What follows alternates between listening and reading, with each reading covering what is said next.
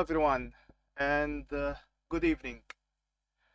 This is episode number 20 of the series Programming the Amiga in Assembly. Okay, in assembly course using the book of Fabio Ciucci that he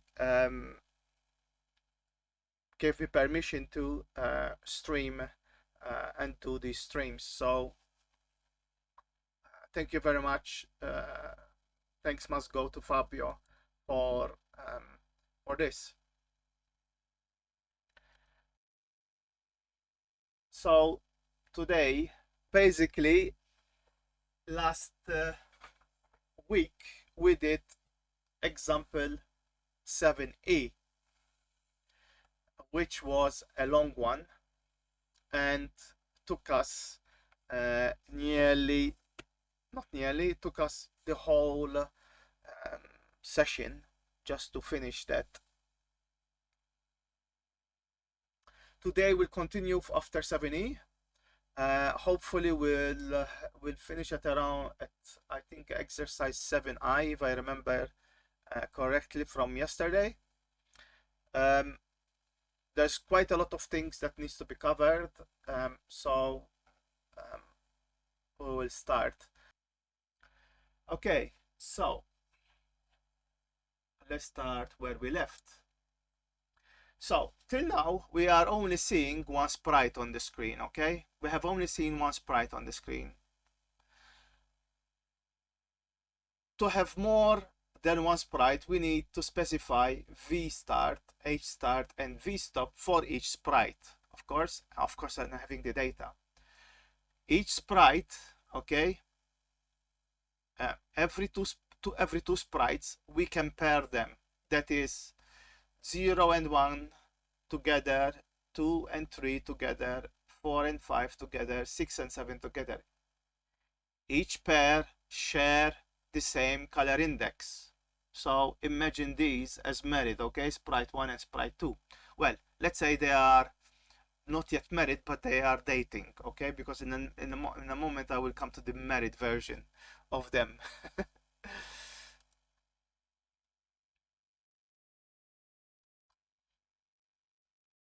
Okay, so what do I mean by this? I'm just going to bring my whiteboard and I'm going to select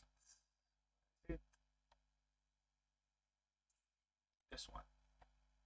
Okay, when we are using sprites, the sprites use the last 16 colors. So if we have you know that we have 32 colors on the Amiga, okay, however it's from color 16 till color 31 that we can use for the sprites. So sprite 0 and 1 use color 16, 17, 18, 19. With the first color of all of them, okay, 16, 20, 24, 28, is transparent, so it can be any color, which can be used if we have 5-bit planes. But the colors are shared, each two sprites share a color together. So we have the even and odd sprites, which are dating each other, let's say, and they share these colors.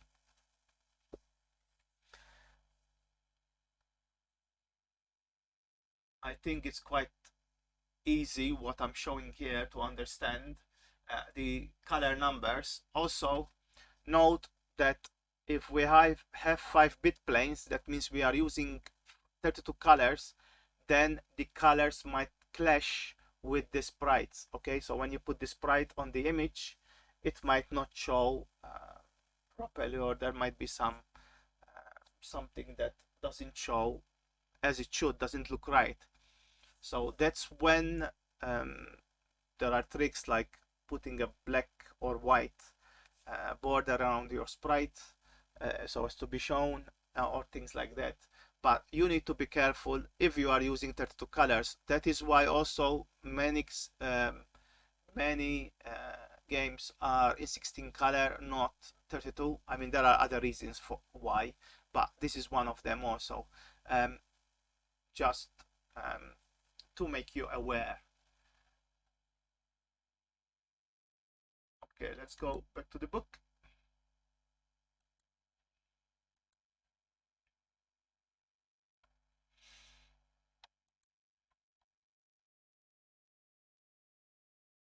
So further down here, okay, Fabio showing us a table of colors, okay, the same similar table to what I showed you.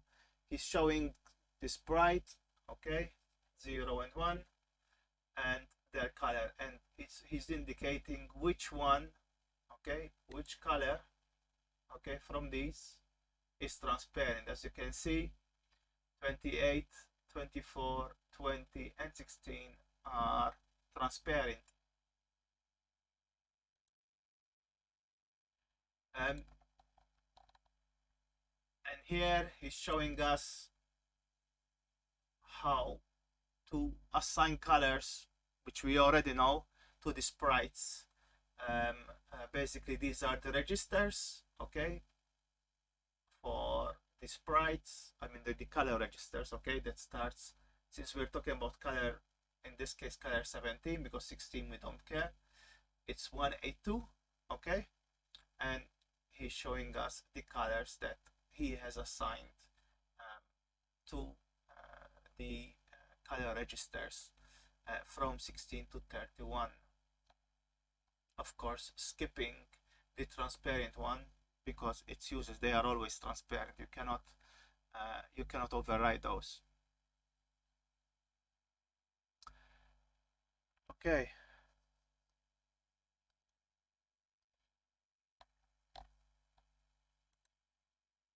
So please note, I mean, I already mentioned this, but I'm going to say exactly what he says here in this paragraph. Please note that if you use 5-bit planes, you need to be careful that the colors for the sprites and those of the bit plane still make sense when the sprites are on top of the bit planes, since the sprite and the last bit plane share the same color registers. Okay, so you need to be careful of that, basically. Okay, so we're going to come, I think this makes a lot of sense automatically. It's like the Commodore 64. We're going to talk about Sprite Priority. I know that the book is in Italian for those that maybe haven't seen the stream from the beginning, but I'm explaining the book in English, and each paragraph basically I go through it. And also what you need to understand, and that doesn't vary whether you're using English or Italian or any other language, the code. That's the most important thing, which I explain. Okay, I explain all the code that there is. So as long as you understand the code and you listen to me and taking notes or writing notes on the book, because you need to download the book and have your examples with you, you should be fine in understanding everything. In this case, Sprite Priority, it is same like the Commodore 64. The lowest sprite with the sprite number, lowest sprite number, so in this case sprite 0, has priority, okay, over the others. So 1 is shown in front of all the others, okay? Sorry, 0 is shown in front of all the others. 1 is shown in front of 2, 3, 4, 5, 6, 7. And it continues like this. So 6 is shown in front of 7, and 7, unfortunately, is always the one that goes behind. Okay? So, same principle as the Commodore 64, 8 sprites, and the 8 sprites are shown one behind the other. So, I don't think that is difficult to understand. We will go to the Amiga, and we have our first example, okay, where I load the source and we show the sprites going behind each other.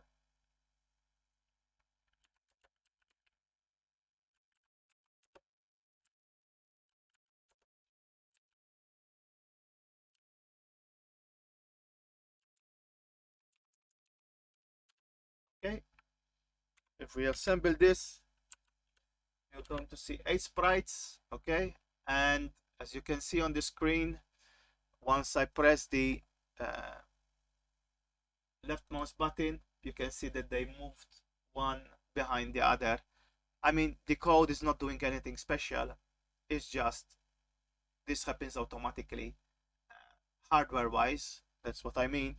That they have this behavior one after the other.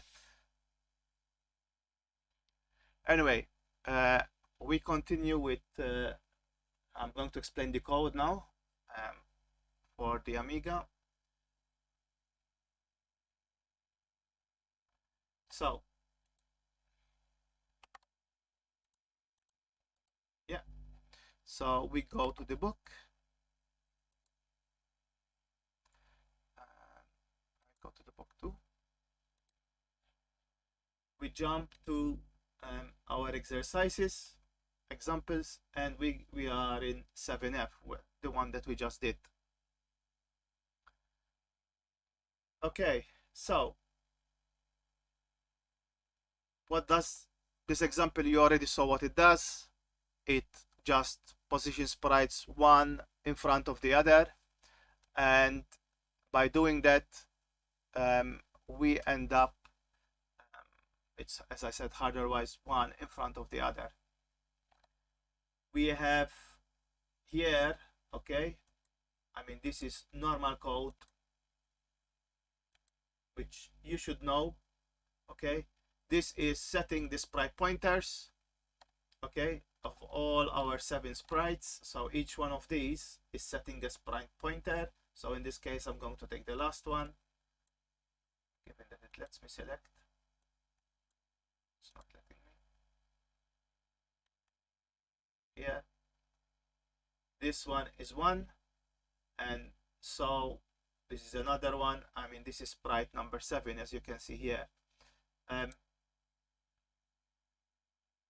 So we are setting the sprite pointer for each one of these.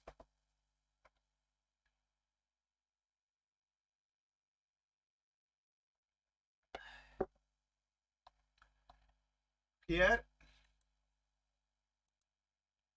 we have our,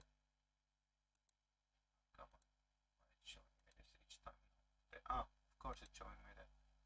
I forgot to show my own comments, so now it shouldn't.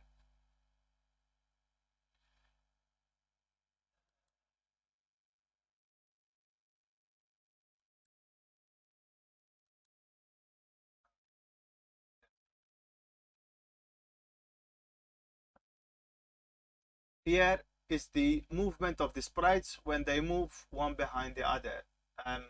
So basically we're adding, okay, we're adding a value from the first one. Okay, we're adding a value and they all get positioned one after the other. So we are updating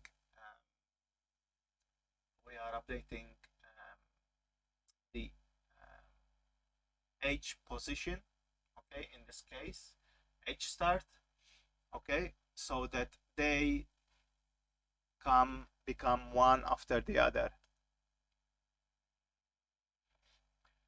So as you can see, we are adding a constant value. That's why they are one behind the other at the same space, with the same spacing, because we are adding a value and dividing it by 2. The reason why we're dividing by 2, for now, remember that our sprites are moving on the horizontal position, horizontally every 2 pixels, not every 1 pixel. So that's why we are dividing it. If we want every 5 pixels, okay, we want to offset them by 5, we take 10 and division by 2, because that's what we can do right now.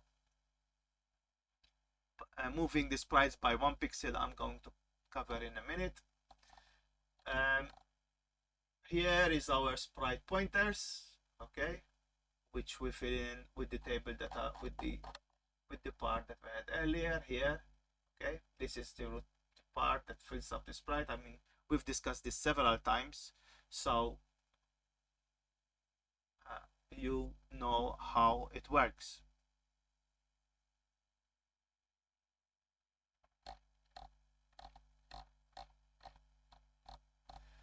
Here we are setting the colors of the sprites, which you can see here. Okay, and this last one is not actually setting the color of the sprite, but it's telling that we have ended up our copy list. So I should have not highlighted that. That's a mistake from my part. But yeah. Of course, each sprite. Okay. Each sprite. Okay, this is sprite 0. It has a V start, H start, V stop. So these are the special bytes. One is for the V start position. One is for the H start position. One is for the V stop position, and the last one is for the special byte. This is the sprite data, and here we are telling the Amiga that we have finished from our definition of the sprite. So I've explained this several times now, but for the sake of those that maybe weren't here, I am repeating it.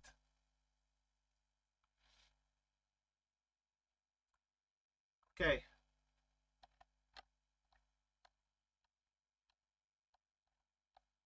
So this is the definition of all the sprites, okay?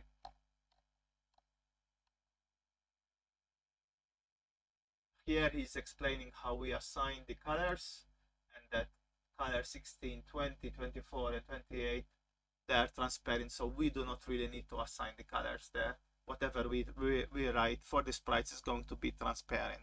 So it's useless basically.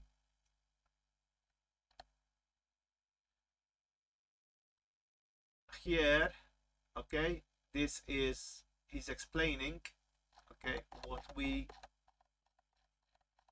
so up here, okay, he's explaining why we did the offset, okay, how the offset is. You can see we are adding always,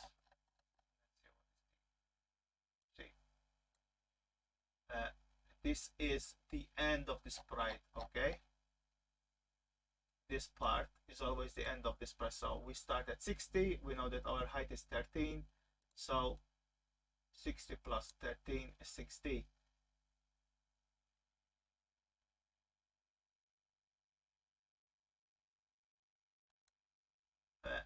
Actually 60, the height is 8. He has a mistake. This is a copy and paste from the previous example. He didn't update the comments here. So yeah, this is a bug in the book, let's say that. But it should not be 60 plus 13, but 60 plus 8, because that's the height of our sprite right now. It's just the comment is wrong. This is a copy and paste from the previous one.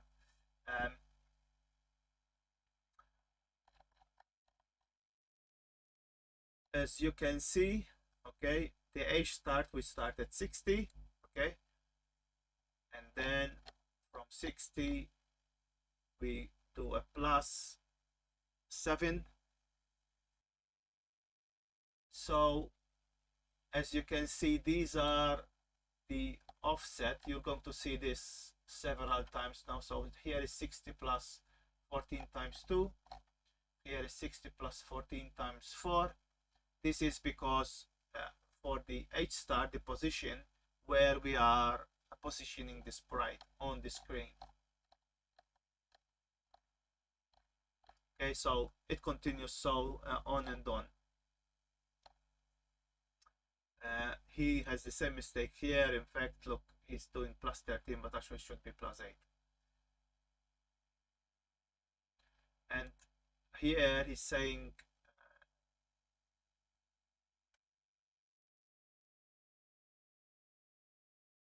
this is correct though.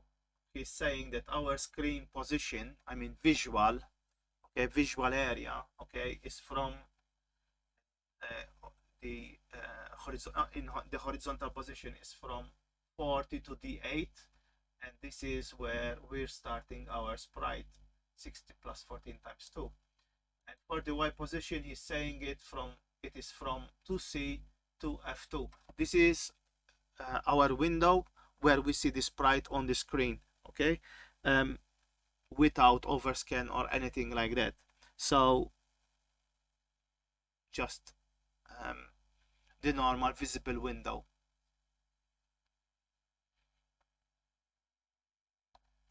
Okay, so we did example 7F, right? If I'm not mistaken, yeah, because we are going to do G in a minute. We switch back to the course. Okay, we did 7F. And we are going to talk about attached sprites. This is when they get married. Before they were dating, okay? Now they get married. So before 0 and 1 shared the color together.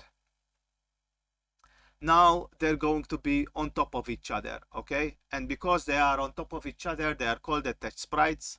Because each sprite has got two bit planes, let's say 2 layers, okay? If we merge 2 sprites together, we have 4, okay? And because of that, each sprite can have 16 colors, but we lose a sprite, okay? So from 8 sprites, we end up with 4 sprites. Now they are married, they are considered as one person, let's put it this way. And because they are one, they are text one as a couple. They have 16 colors, but only one sprite, not 2 sprites.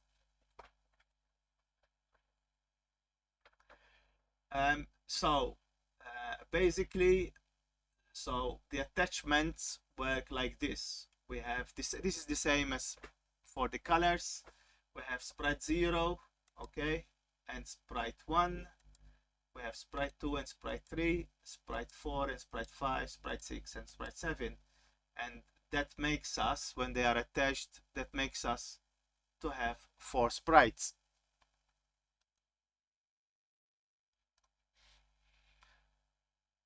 Okay, so let me see if I missed anything.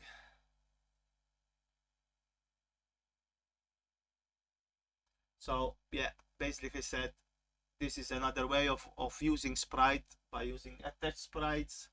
And when we attach sprites, we lose a sprite for each couple. So we just have one.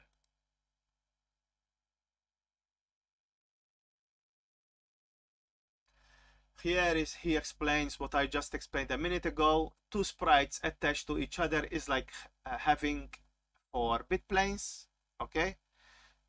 Because we have 4 bit planes, then we have 16 colors. Each sprite is 2 colors. So having 2 sprites, we have 4 bit planes, let's say, okay, or 4 planes.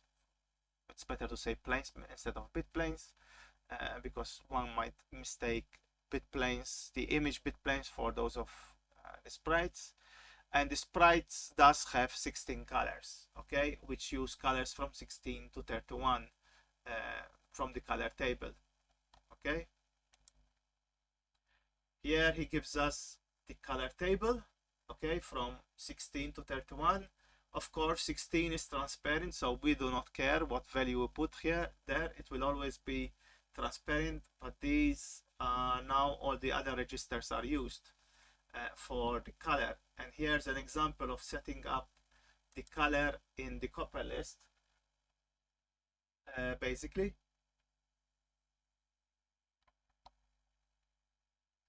Okay, so here we have our table for the attached sprites with the colors. And let me see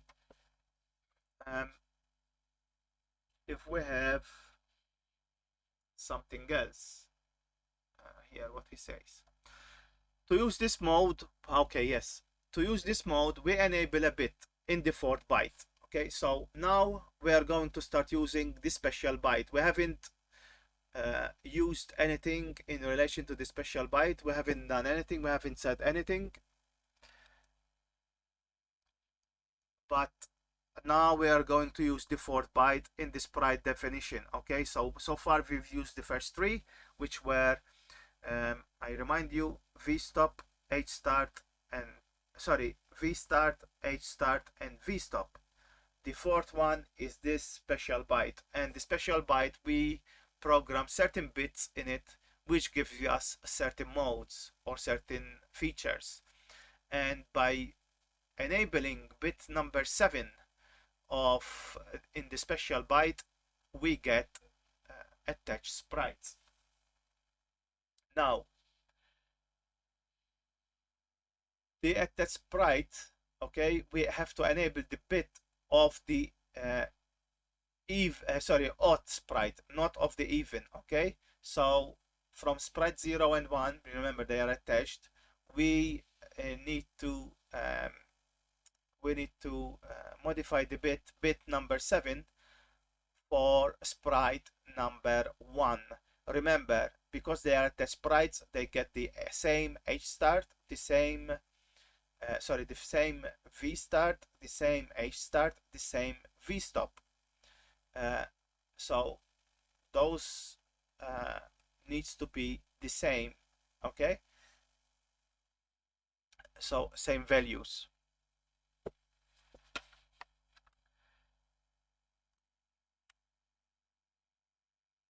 Let me see. So I just said that the sprite, the bit needs to be enabled in the odd number sprite. So on the odd sprites, which is 1, 3, 5, and 7. Okay, and as I also said, 0 and 1 are together, 2 and 3 are together, 4 and 5 are together, 6 and 7 are together, with the same. Remember, the merit couple needs to have the same also v stop, v start, v h start, and v stop. In a way, it's common sense what I'm saying, but that they have to be on top of each other with the same x and y values, but it makes sense, but just in case. Okay, here, okay, in the book, notice we have our first sprite, okay, sprite 0, okay, and here we have our, the 50 is v start, the 90 is h start, the 64 is v stop. Okay, the definition of where they are, where the sprite is on the screen, and the 64 means the sprite is 14 pixels high from 50 to 64. Sorry, not 14, it is 16 is 20 pixels high. Okay, because there's 1/4 difference in hex. Okay, and because although this is an attached sprite and this is sprite 0, we still leave this default byte as 0. But once we go to the second sprite, okay, sprite 1, okay, this is sprite 1. Now the definition of sprite 1, you will see that in the fourth byte we have specified the high bit 7 to 1. Okay,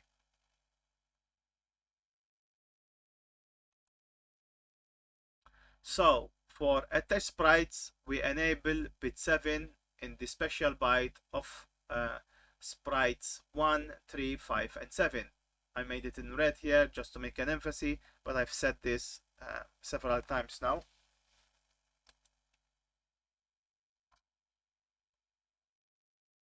And now he says that we need to use a utility like kefcon, which we covered in the past, okay,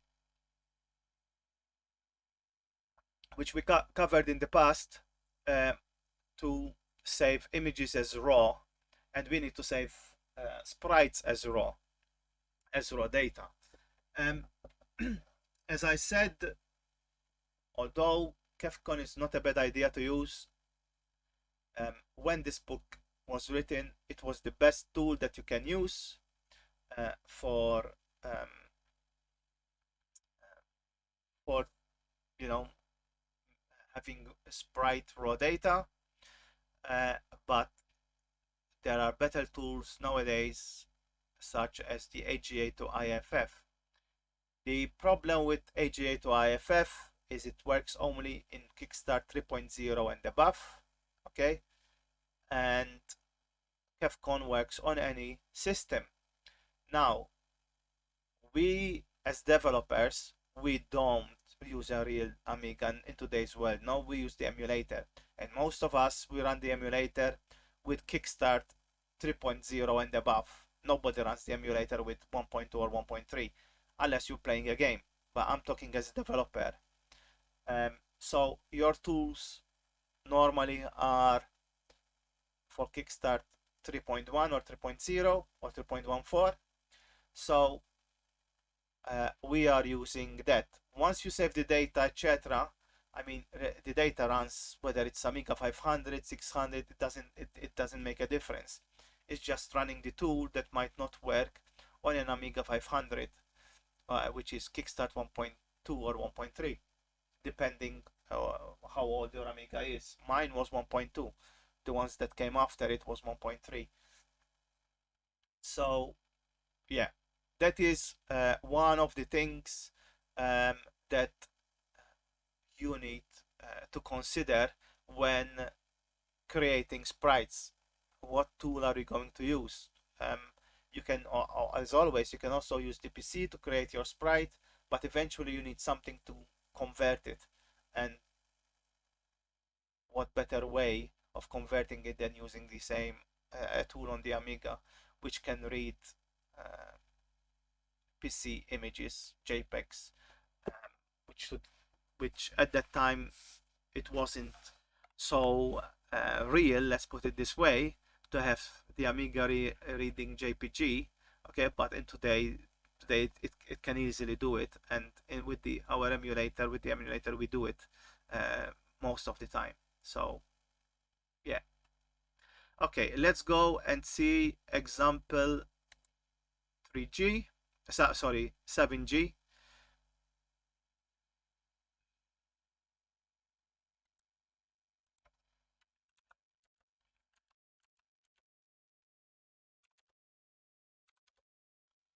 And there you go, we have just one sprite, okay, which is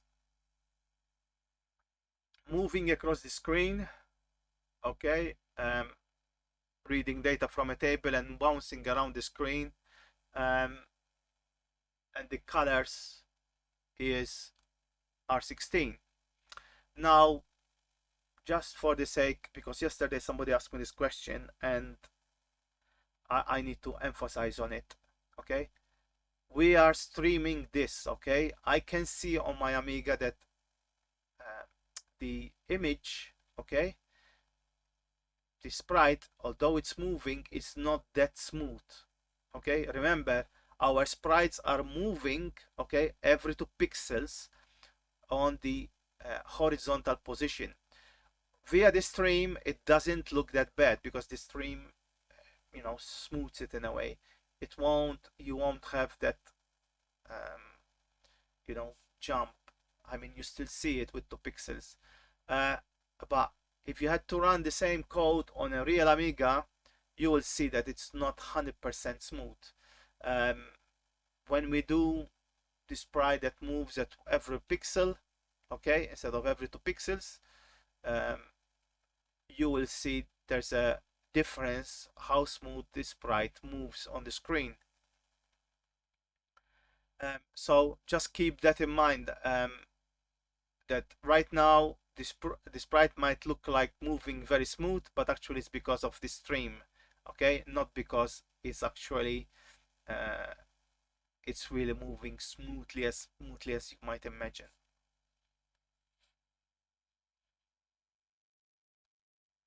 So yeah, it's one of those things which we will cover in a minute, but trust me, it can be smoother, the movement of the ball on the screen. As I said, it's reading data for the X and Y from a table, which we will cover in a minute. Okay, so let's jump to the book. this is our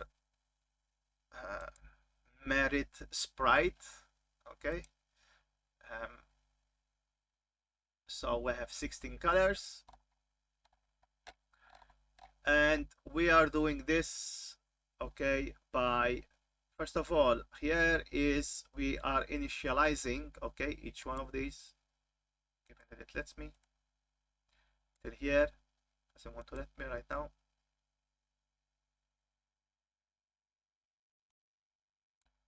Further down, it doesn't want to let me, but from move long mio sprite 1, okay, that's setting a sprite pointer for the sprite. We have 2, so we're setting the sprite pointers. I am going to skip a little bit bit set. It means test and set a bit. Okay, so basically it tests if a bit is set. If it is not set, it will set it. In practice, that's what it do. But I will explain exactly what happens from the 68,000 point of view. We'll come later to that.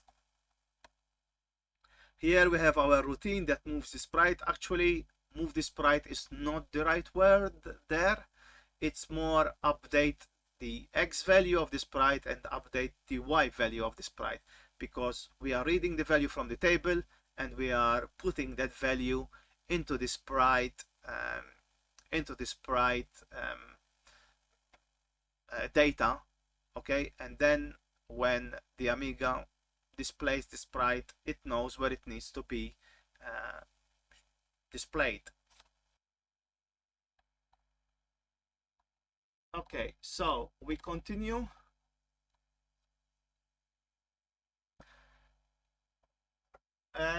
So here we have our routine. This is the usual routine. The only difference is down here, which I will explain. Here we read the X value from the table and we make sure that we haven't read all the tables. You have to Google it, to be honest, Dario. Honestly, I did it just before the stream, so I didn't have time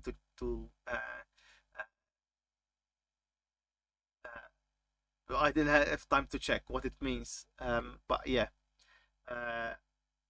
but I did you and what's his name?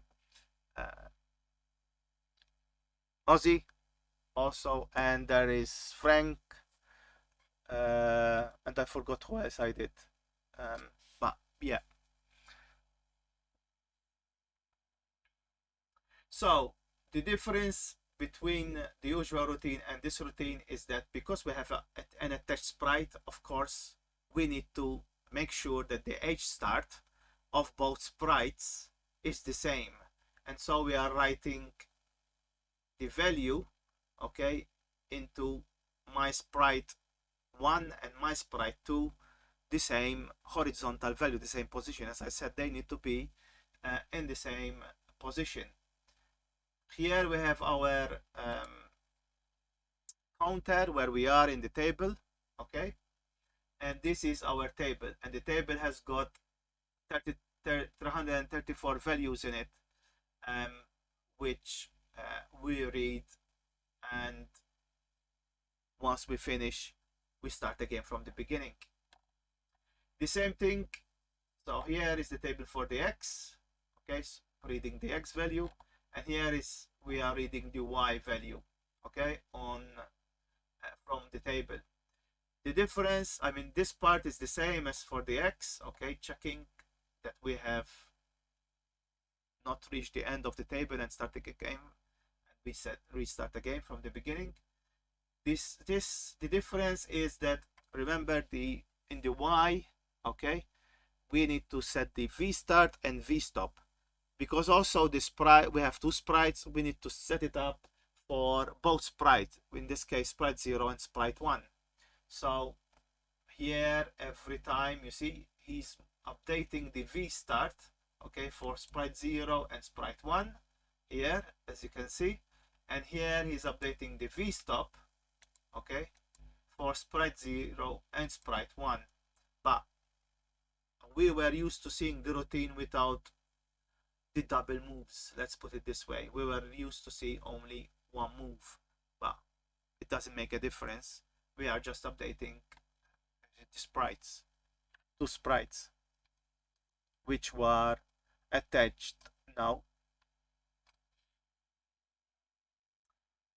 Okay, so, and here we have the counter for the table, okay, and here we have the table for the y coordinates, and this table has got 200 values. So there's a difference between the y coordinate and the x coordinate. So the x coordinate, as I said, was 334 values in the table, and this one has got 200. Here we have the 16 colors defined for the sprite, okay, which you can see clearly, okay, and that's basically it, I think. What he's saying here,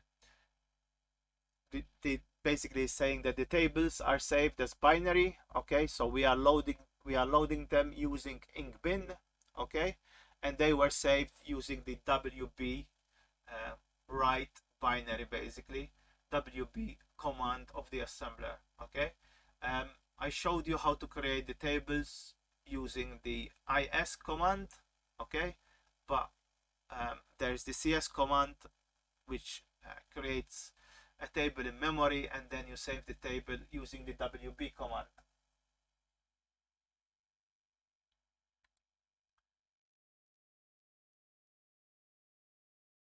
So note number 2 says we do not use anymore we do not use anymore vstart at vstart1. What he's saying is we get a pointer to the where our sprite is, okay, and then we add a value to it. So this is our sprite, so we know that byte 0, the first byte, is where my sprite is, okay. Then we know that the second byte is in my sprite plus 1, the third byte is in my sprite plus 2, okay, for respectively vstart, hstart, and vstop. I will come back again to bit test, okay, I will explain it in a minute. And here is another way of how to write our values, okay, to the sprite data, vstart, hstart, and vstop. Basically, we move the address of our sprite into 80, and then we move what we need into 80 or 1 bracket 80 or 1 or 2 bracket 80, okay. So you were using this addressing mode, which right now I cannot remember 100% the name. I always found the names of the 68,000, the addressing modes are too long compared to the 6502 ones. But yeah. So let me see what he says. If you hear noise, it's because I'm going to drink some water. So I'm putting some water because I drank it all already.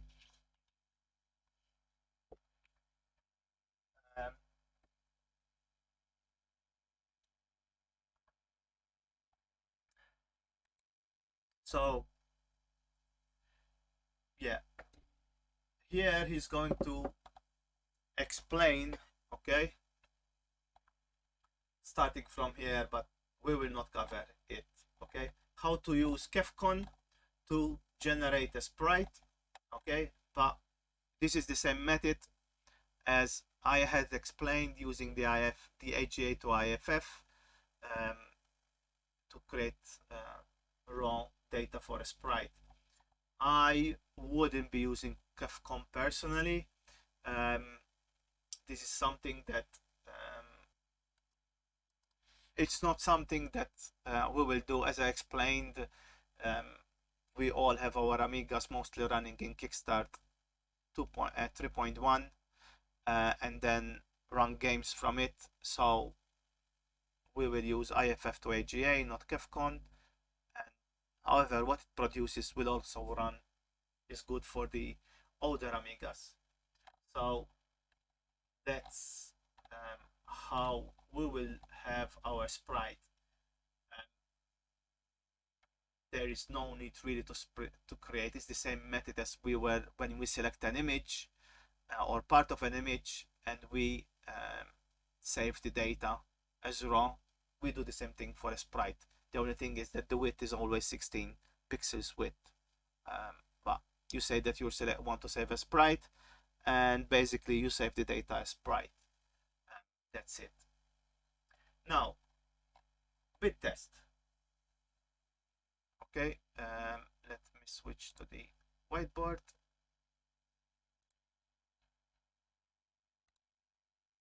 So we come to the famous instruction that we haven't covered in the book yet, which is called BSET. Okay, so we have BSET. Okay,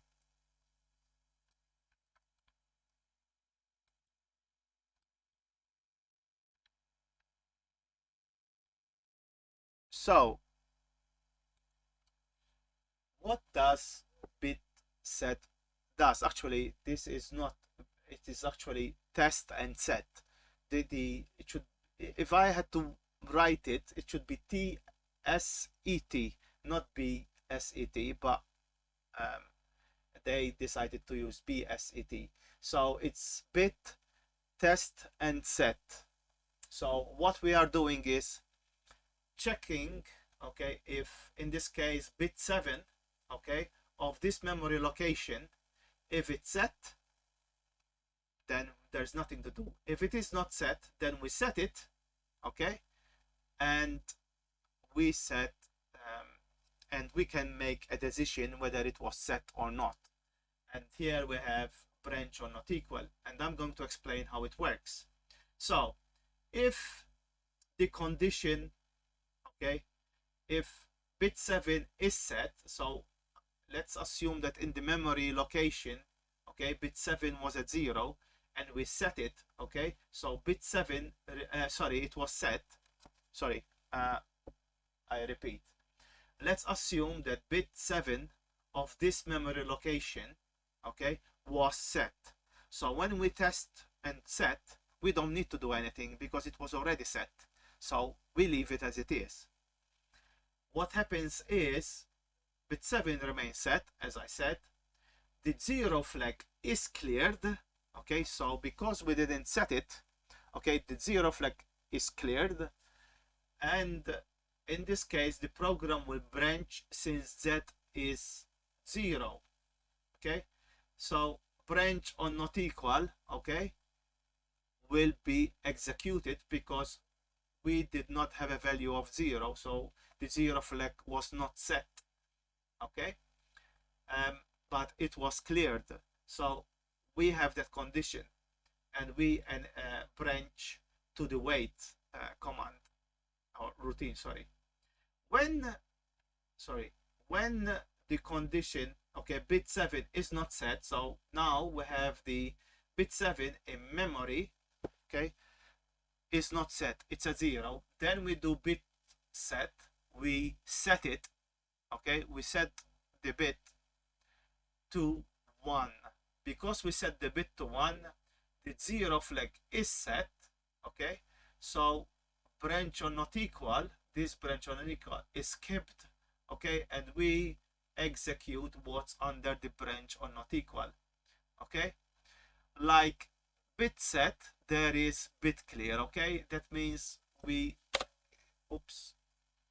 clear the bit, okay, so this bit clear here is the opposite of bit set, okay, so if it was 1 we make it at 0, if it and if it was 0 we leave it at 0, but it works on the same principle. Just to make you aware how it works and why we are using it and why he's using it. So if we return back to in the book, okay, and we see how BSET was being used. So let's see the actual code I want to show you. Remember, we are doing attach sprites. Okay, so where is the part where I said BSET? Here. So we defined our sprite pointers. Okay, and then because we have just one sprite made of two sprites, we set the bit 7 of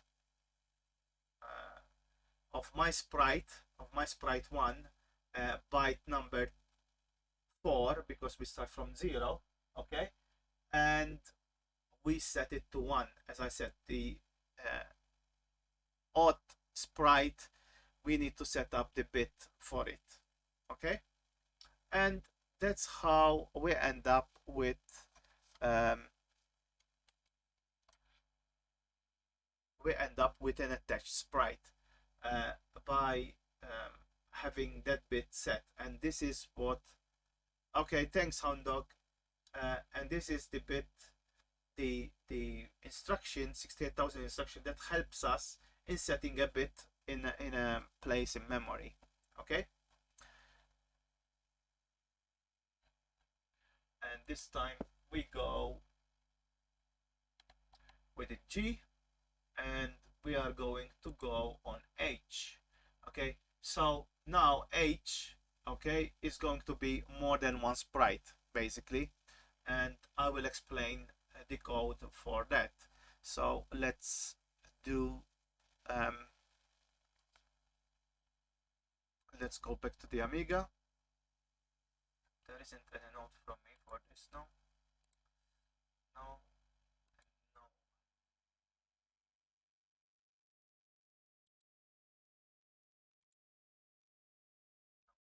So yeah, we can go back to the Amiga,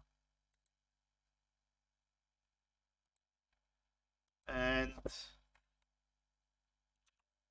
we read the next example. So you can see we have 4 sprites, okay, in 16 colors, okay, reading values from a table and one following the other.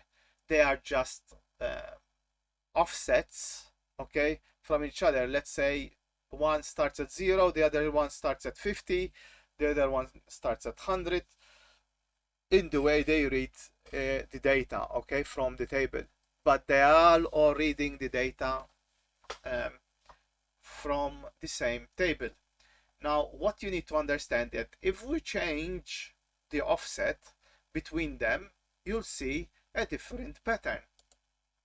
And this is when instead of reading 50, okay, we are, let's say, reading 100. It's still the same pattern, but they are so distant from each other that they look that they are moving randomly, but actually they are not. They are all following the same pattern as before. It just looks, because they are quite far apart from each other, it just looks random. And we continue here.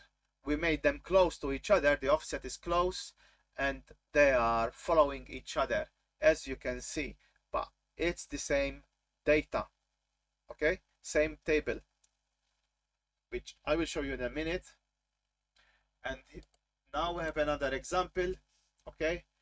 It's again, they are different from each other, and they look random, but actually they are not.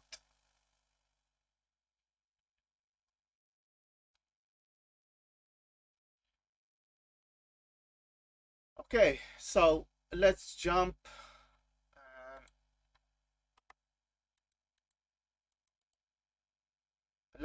to our book,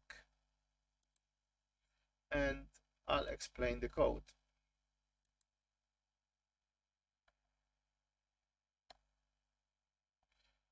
So we did 7H. We are in 7H.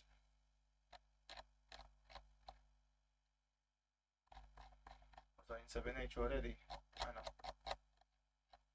scroll down.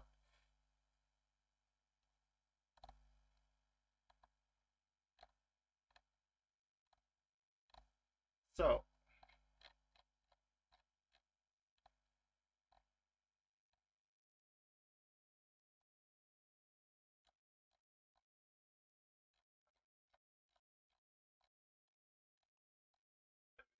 seven H.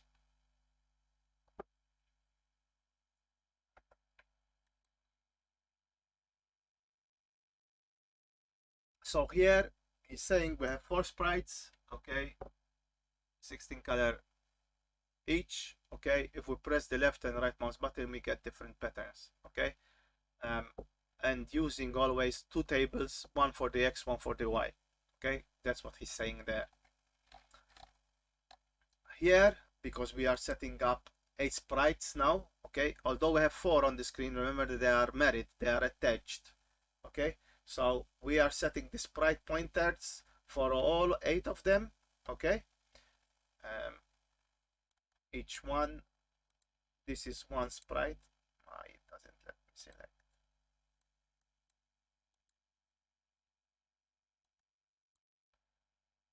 Maybe I need to do something here.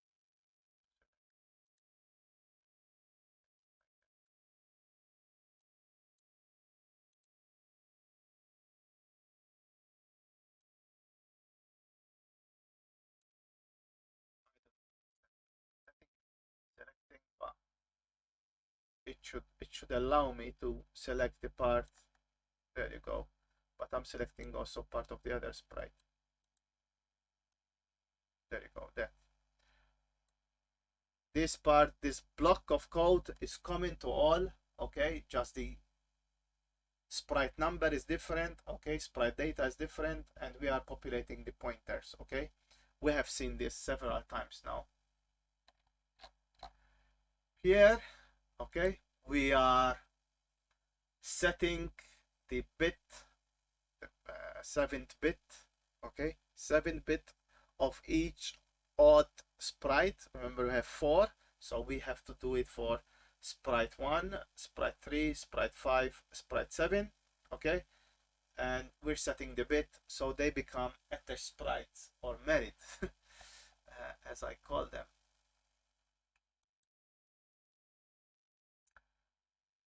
Here, okay, now you're going to see what I was talking about. Okay, I told you that each every time we clicked, we saw a different pattern for the sprite.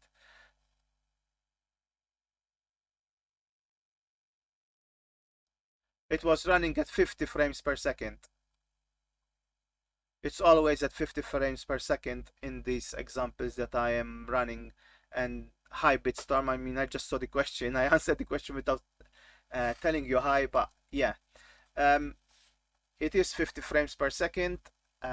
Those are sprites at 16 colors basically. Okay, so the sprites, okay, I said that they are on the screen, being shown on the screen with an offset, okay. And here is our offsets, okay. Each time we press the left mouse button, we got a different table. This is we set different offsets, not a different table, because the table is always the same, okay. So here we're saying that for the X values, okay, this part,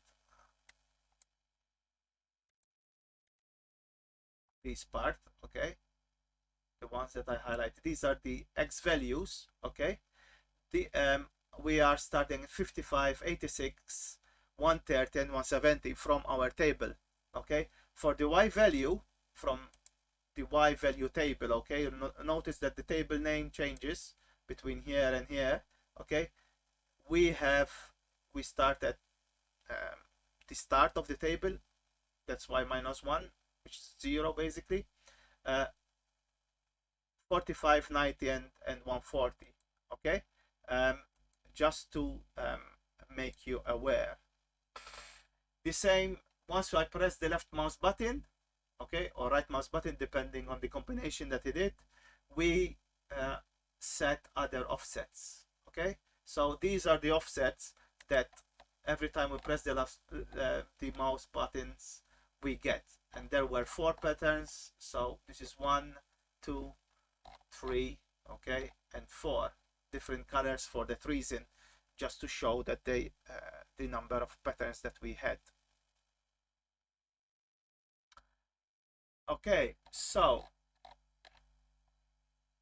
this is the routine that you have seen several times, but we have 8 sprites, so we are moving or updating 8 sprites here. Okay, so it's the same routine repeated 8 times.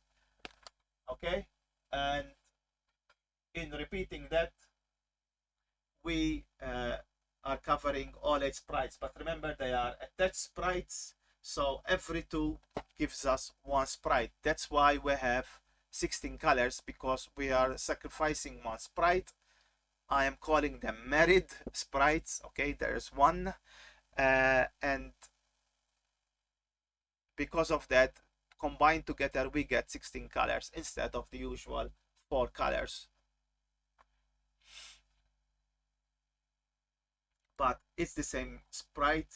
Okay, so each 2. Okay, so this is sprite where it starts from here. Okay, so this is sprite 0 for the X, and sprite 1, sprite 2, sprite 3. Okay, the X values, and the Y values for sprite 0, 1, 2, and 3. Marriage the tomb of sprites. Yeah. Yes, it is a table. Yeah, Bitstorm. Yes, we have 2 tables actually. A table of sine and cosine, let's say that. Okay, one is used for the X, one is used for the Y. Okay, and both of them combined together. I mean, we read 1 byte from one table, 1 byte from the other. One is the X, one is the Y, and we position the sprite into that position from the table. I'm going to show the tables in a minute. I mean, who was following before knows the tables, but I know that you weren't following my streams before, so I will explain it. Here we have our routine, okay, that positions the sprite. This is, okay, so remember we're calling the same routine, okay, 4 times, 1 for the X, 4 for the X, and 4 for the Y. Okay, this is the routine that handles the X. Okay, and because they are married sprites, we update the H start of both sprites. Remember, they have to have the same coordinate table, same X and the same Y, and we do the same thing for this is the, if you notice, each table, each routine is repeated. The only difference is we are updating different sprites for the H start and H stop. So this is marriage 0, let's call it that, or team 0, team 1, team 2, team 3. And we have the same thing for the Y values. Okay, this is, each table has got a position where we are in the table, which value we last read. Okay, this is the Y when we read from the Y. Okay, so this is, if this part is, which is common to all, if we read the table and we finished reading from the table, we start again from the beginning. And as I said, to set the Y value, we need to specify the V start and V stop, okay, with the height of the sprite for the V stop. And we have a repetition of this 4 times, the same. Okay, and we are reading the tables. Okay, the tables are here, include bin. Okay, one is a table of a value of has got 334 bytes in it, and the other one has got 200 bytes in it. Okay, so that's the situation in terms of how we are reading. I think further down he explains how the tables were, I mean, this part I already explained. This is the colors, okay, for the sprites, setting the colors for the sprites. And here is when we read the sprites. Basically, we are reading the even and dot sprite. Remember, it starts from 0, so, and it's the same sprite for each one of them. So yeah, I don't think in this example it mentions how the table is created, but I have explained it all in terms of code. Just for the sake of Bitstorm, I'm just going to go a bit back in the previous example and show him a table.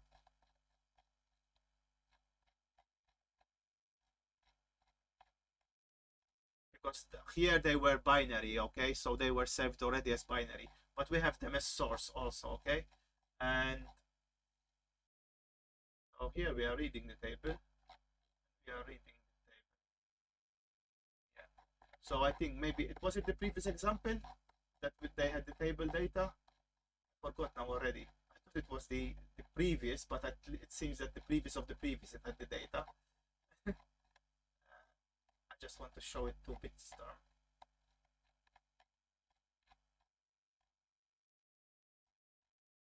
Yeah, here is what here is a table definition. Okay, here is showing, okay, this part is how he generated the table, okay, using the assembler command is, okay.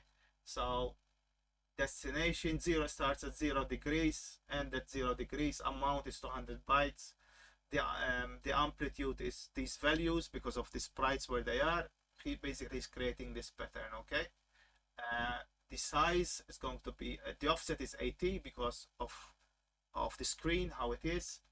The size is bytes and the multiplier is 1.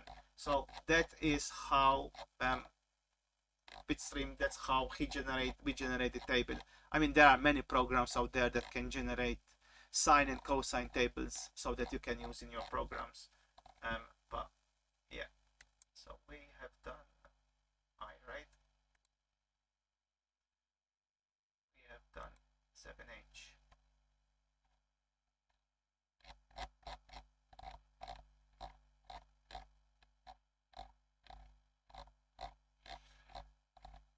I hope that clears shows you better, Bitstorm, how we were doing it.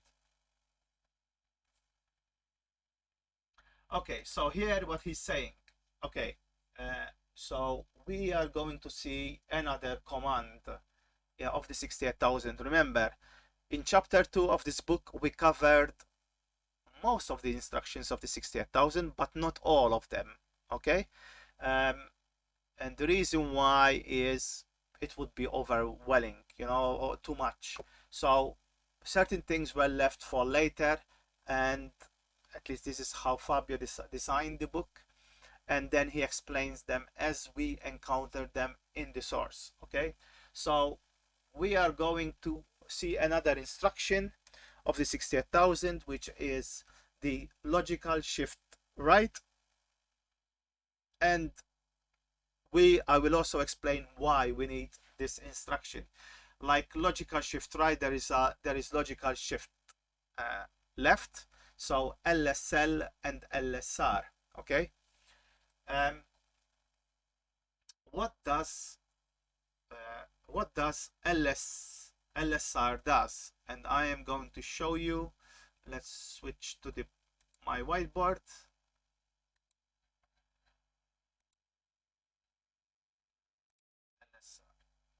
These are the notes that I did yesterday, okay. So what you are seeing, I mean, I do not need to write them again, but this is what I wrote yesterday.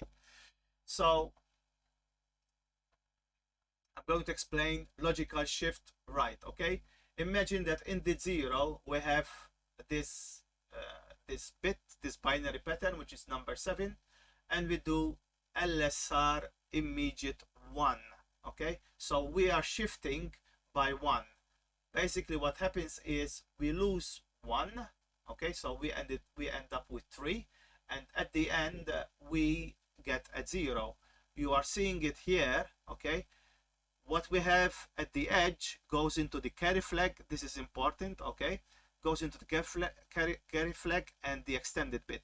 For now, I'm not going to discuss the extended bit, how to use it, but only the carry flag. And we can test on the carry flag whether it's set or not, depending on the value that we had here. If there was a 1 and that moves into the carry flag, that means the carry flag is set. If there's a 0, the carry set flag is cleared. At the far edge, we always get a 0 when using the logical shift right, okay? If we were using logical shift left, okay, the opposite, I'm mentioning it here, okay, it's the opposite way around. The things exit from this side, okay, and goes into the carry flag, and things enter on this side, okay? So we swap it, basically just turn it, we flip it. So as I say here, the opposite of it shifts to the right, okay? So it's the opposite of the LSR. Here, if we continue, if we do an LSR #2, okay, from this value that we had here, we end up with a 0, okay, because we shifted 2 bits, okay? And of course, both bits that were that exited, they were replaced with 0, okay? So it's simple logical shift left. I will explain why we need it in a minute, but that's how logical shift left and logical shift right work in 68000.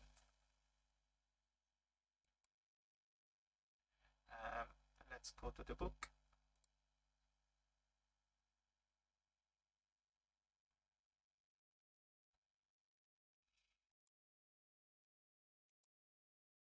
Always making sure that first you see and then I change, because every time I change to the book, first I change you and then I change to myself. Okay, so now I explained what logical shift right does and left, and here he's going to give some examples. So if we have this value, okay, in the 0, and we do a logical shift right by 1, okay, we end up losing one of the numbers, okay, and entering at 0, okay? He's explaining it here, okay, showing it here where I am indicating with the mouse. The same thing is if we had 2, okay, so from this value, okay, if we had to shift it by 2, we end up with a 1, okay? If we had this value, okay, in this binary value, and we do a logical shift right, okay, of 1 in the 0, we end up with this value, okay, so we lose the 0 here, and we get a 0 at the end.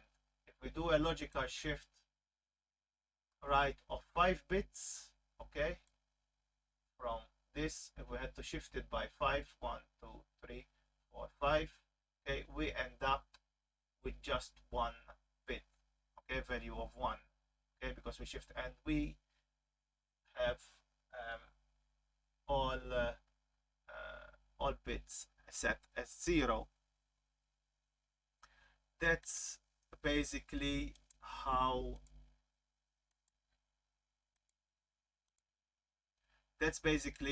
his example, okay? And now you're going to see why we need logical shift right, okay?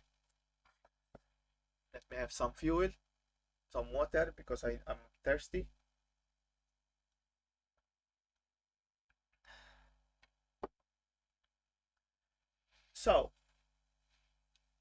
So far we have seen that this sprite in the horizontal position moves every 2 pixels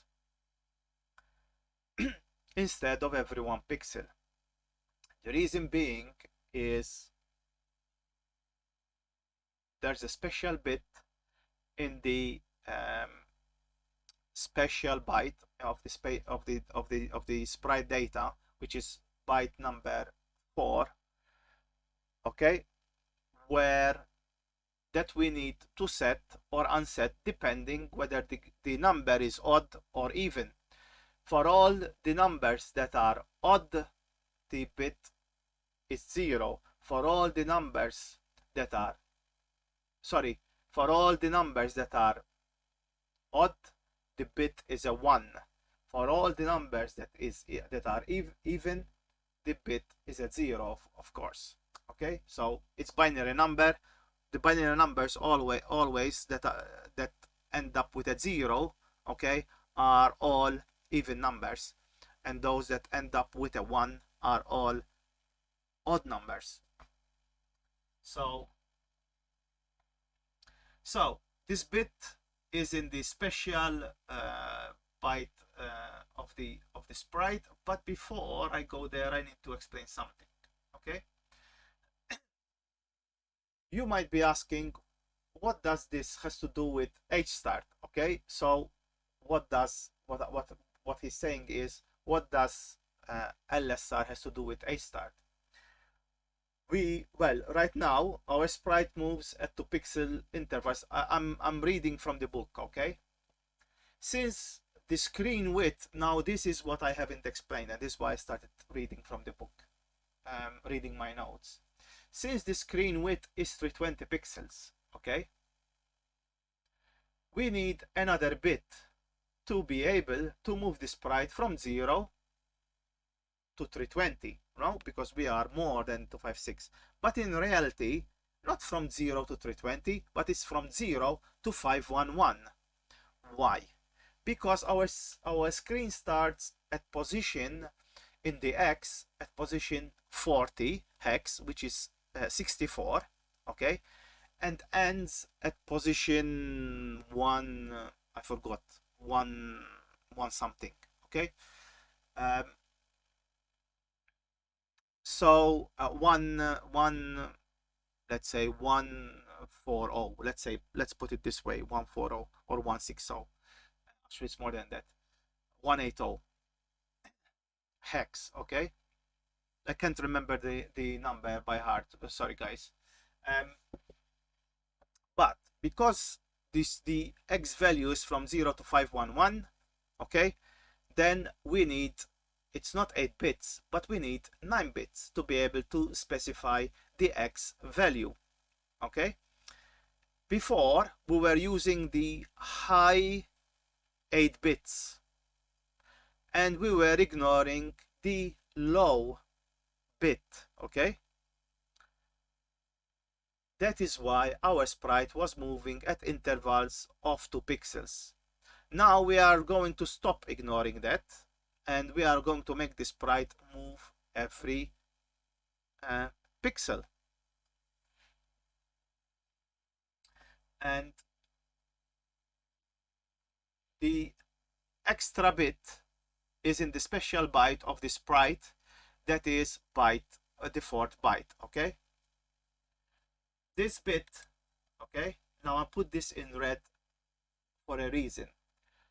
We specify, okay, the full number, okay, by using hstart, okay, so that's the high 8 bits of the number, and bit 0 of the special register, okay, of the special byte, sorry.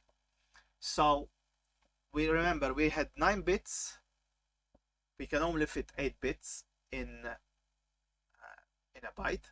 We were taking the high 8 bits of this 9 bits, and we were leaving one in the low bit, in bit 0 of the special byte. So let me check, before I continue, let me check if I have done something in relation to this.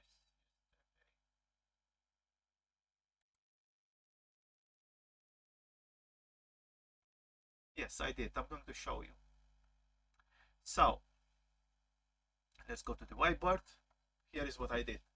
So we have our v start and v stop. For now, we're going to ignore them, okay, whatever value is there, okay. But we have our h start. Remember, our h start is composed of 9 bits, not 8 bits. If we just use 8 bits, okay, we are using, okay, h start, and we are using the high 8 bits of our 9-bit value, okay. So this bit is stored in the special byte, okay, of in bit 0 of the special byte, okay. So it is here. Remember, bit 7 for the odd sprites only is the attached sprite, and bit 0, okay, is the bit 1 of the h sprite of the horizontal position for the sprite, okay. So for, I said, for the odd, I mean, this is in Italian and this is in English, okay. So yesterday I was thinking of writing it also in English. So for the odd numbers, bit 0 will be at 0, okay. Let's say we have 100, okay, binary, then it is at 0. If we have even, so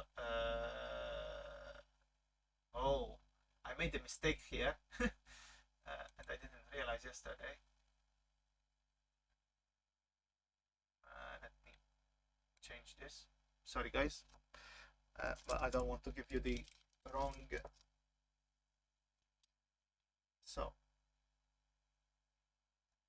let's erase this and this, and this we make it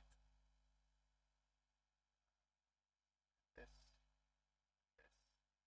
So this is 100, and this is I'll come to the same mistake. This is 101, and this is 100. Okay, so this is an odd number, so we end up with 1, and here we end up with 0. Okay, sorry for that. I should have realized I made this mistake yesterday, but anyway, nobody complained. Funny enough.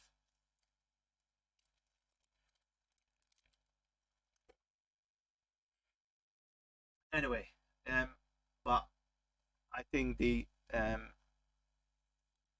gist is understood, no? So odd numbers, they all end up with 1.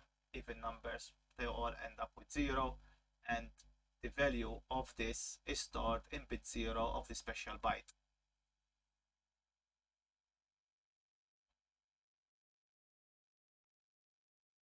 Okay, so let's go back to the book.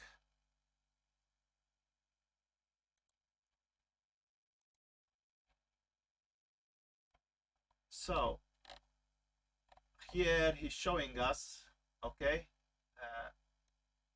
we have 9 bits, as you can see, from 0 to 8. So the high 8 bits, okay, goes into H start, and the 1 bit 0, yeah, it could be that it was understood like decimal. I thought afterwards that it could have been like that, so yeah, it's still okay. And bit 0, okay, goes into the special byte,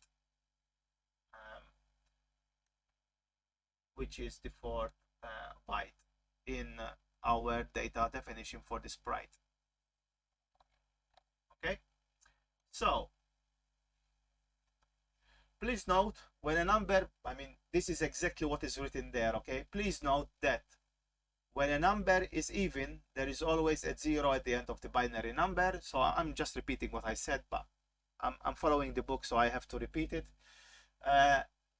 When the number is odd, it's always a 1 at the end of the binary number. That's what he's saying, and he's using the value 35 here to show that it's an odd number. He's also using 101. He knows. He knew us already. He liked Phase 101 without knowing Phase 101 because this was written in 1994. But there you go. Now, how do we test for the bit? How do we set it? Well, it's very simple. We are going to use the bit test. Okay, we're going to test if the number, okay, if bit 0 of our number, okay, you can see it here, okay, if bit 0 of our number, we're going to test if bit 0 of our number is an odd or even. If it's an odd number, okay, we set the bit 0. If not, we unset it. Okay, so we're using the instruction bit test, which I explained earlier in previous actually in previous streams. Okay, and then we are setting it, so depending on the value, okay, of our test, we are setting it, okay, to 0 if it is an odd number, and we are setting it we are setting it, and here we are clearing it, okay, bit clear, okay, and this is bit set. So we are clearing it if it is an even number. So we do a test on bit 0. If it is equal to, then we go here, we clear it. If it's not, okay, we set it. Okay, I think it makes sense as it is. It's quite easy. The code, you don't need to understand here what's written in Ethereum, but this part is common. You need to understand that the code doesn't change, doesn't have a language itself. It's just assembly.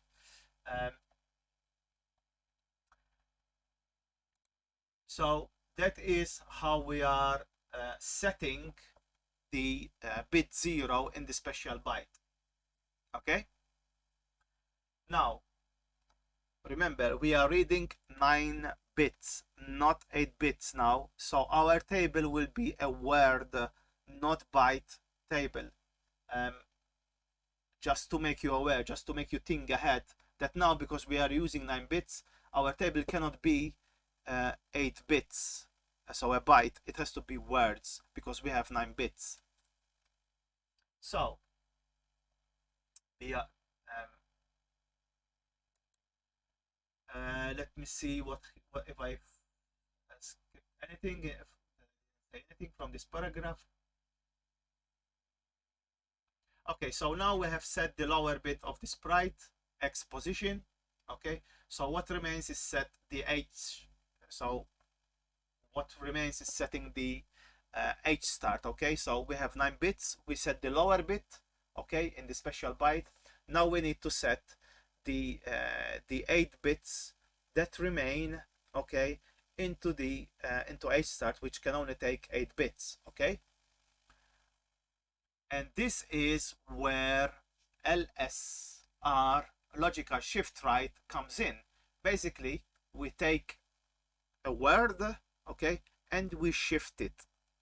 Okay, we shift it by 1. So what was in bit 0, now we lose it, goes into the carry flag, and we end up with 8 bits. Those 8 bits are then copied into the H start. That's what he's going to do. So after we tested the value of that we had in our table, okay, and we set sprite bit 0 of the 4th byte, okay, we do a logical shift right, okay, we move it by 1 bit, okay, we end up with the higher 8 bits, okay, and those 8 bits are copied into H start, and like that we have our X value for the sprite set to move every pixel instead of every 2 pixels. So it was quite a clever way of how they did it, the engineers of the Amiga actually, because on the Commodore 64 it's the opposite way around. You have the low bits and the high bit is in a different address register. Like that, you could not address the full screen, and you always have to think about the high bit. While like this, you can cover the full screen with the penalty of moving 2 pixels instead of 1. But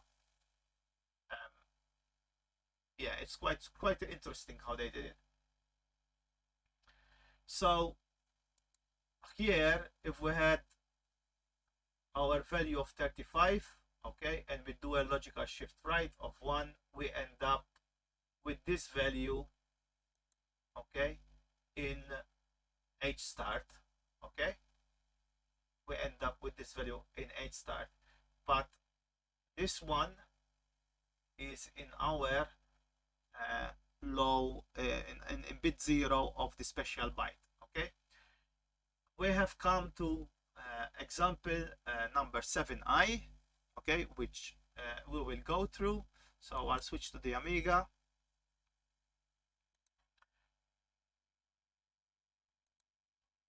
And we read the example.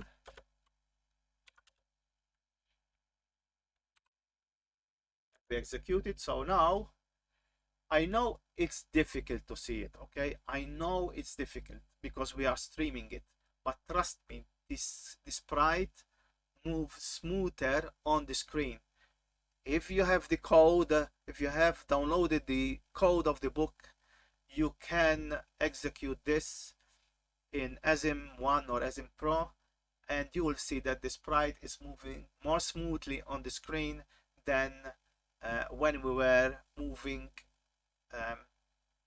at 2 pixels. Okay, please note also this is being done on the Amiga every 50th of a frame, so it's using PAL 50 frames per second, so that sprite is updated 50 times in a second. Okay,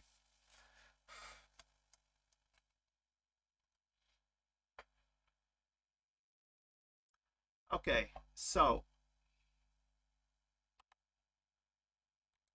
let's explain the code. We jump to the book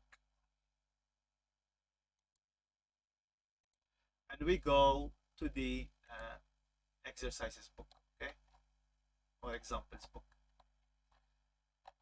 So here he explains that it's a horizontal scrolling of the sprite, so it's basically going from one side to the other, moving at 1 pixel at a time. Okay, so that's the first thing that he says.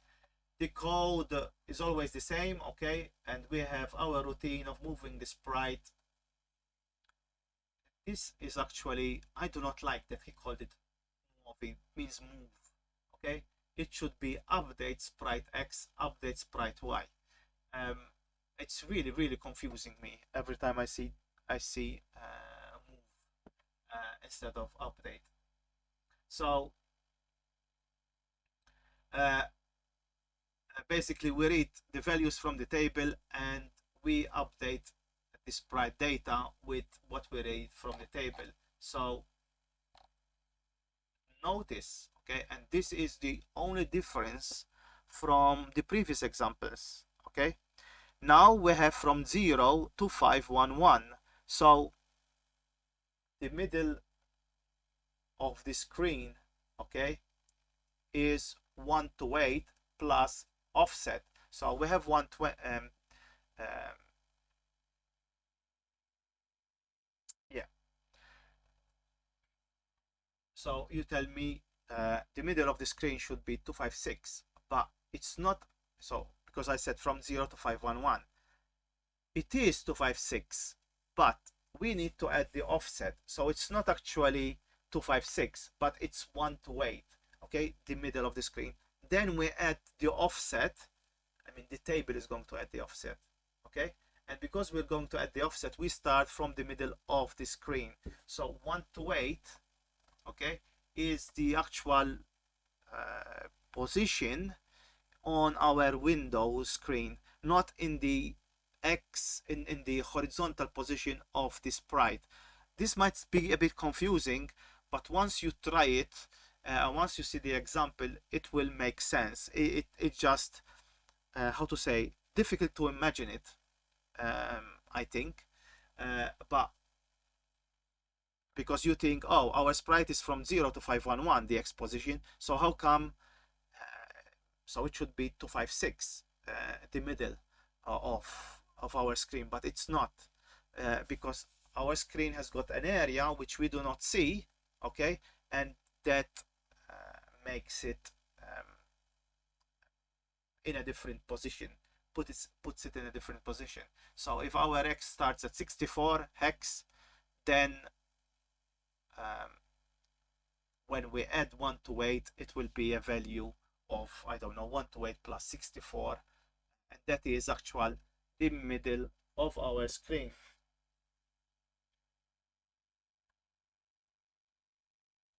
Which will be 192 to be exact. Okay, that is the middle of the screen. Remember, on the left side, the screen, the border is shorter, let's say, or the part that we do not see is shorter than on the right side. Okay, so that's why, and actually the sprite, you cannot move the sprite till 511. It's actually a lot shorter than that, but hardware wise I'm talking. But the value, the register, because we have 9 bits, it gives us from 0 to 511. Okay, it's uses moving it beyond 320 plus 64. It's not visible anyway, so whatever that is, it doesn't make a difference to us. So here we have for the X, okay, I'm just going to explain it, but you'll figure it out. It's the same routine. This one, we read the value from the table and we check that we haven't reached the end of the table. If we reach the end of the table, we start again from the beginning. Here, okay, we let's say use center, okay, centrare lo sprite.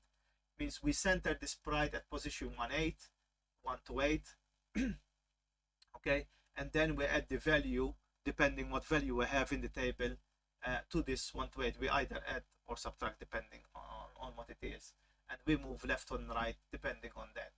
Okay, just note, look, after we add the value, okay, the 1 to 8, note our routine, the ones that we have already covered in the book. We test if bit 0, okay, is 0. Okay, so this 1 to 8 is added to the value we read from the table. Okay, let's say we're at I don't know, let's say we're at 100 plus 1 to 8 is where the X position of the sprite is. Okay, so 228. Okay, that's where the position of the screen is. So 228 is the high bit set, is the low bit set or not? Is not set, okay, because we have an even number.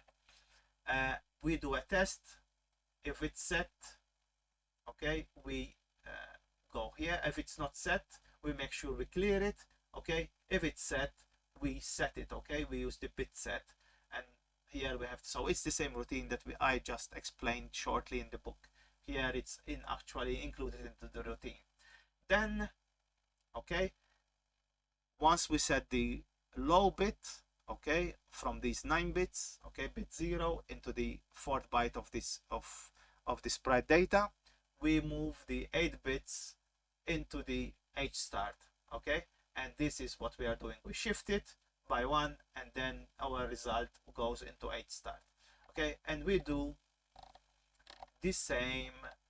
I will come back to the same for the Y.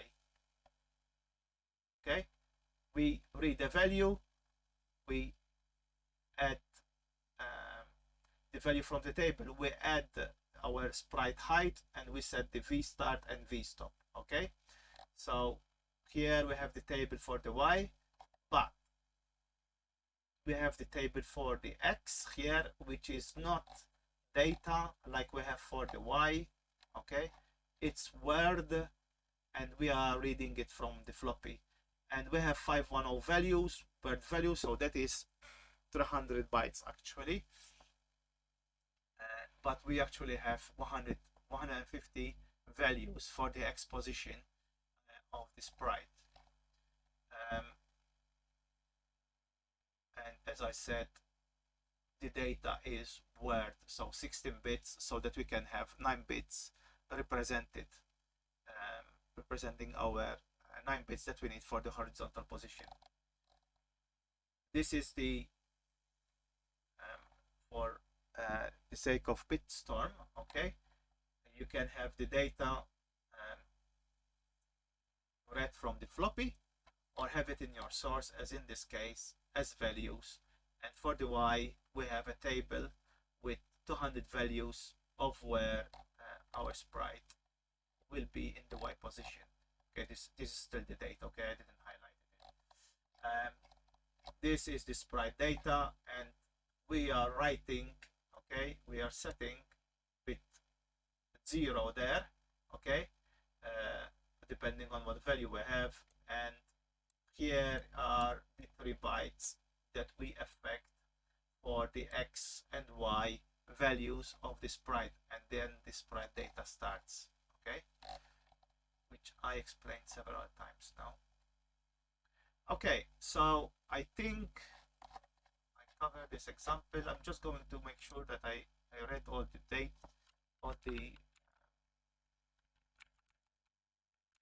data, all my notes that I had, that I converted, you know, from the book, that I translated from the book. Yes, it looks like I read them all. Hold on.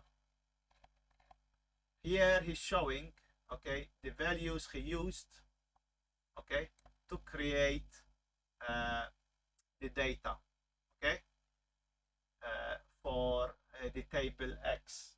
Okay, so these are the values he used, okay, to generate the table. Remember, the assembler has got this command, the IS command or the CS command, depend whether you want to do it in memory or in the source, okay, that tells you, that generates the data for your sprite, depending on the angles, etc., that you give, okay. As I said, there are various tools. You can use other tools that generate sine and cosine tables for your sprites, so that they then you read the table and position the sprite according to those values.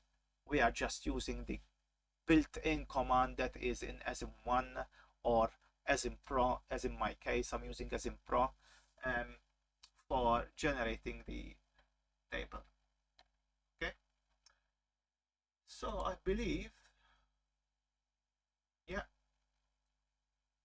So you saw how to use the 68,000 also commands, bit, set, and test, and also the LSR logical shift right instructions of the 68,000. Okay. Just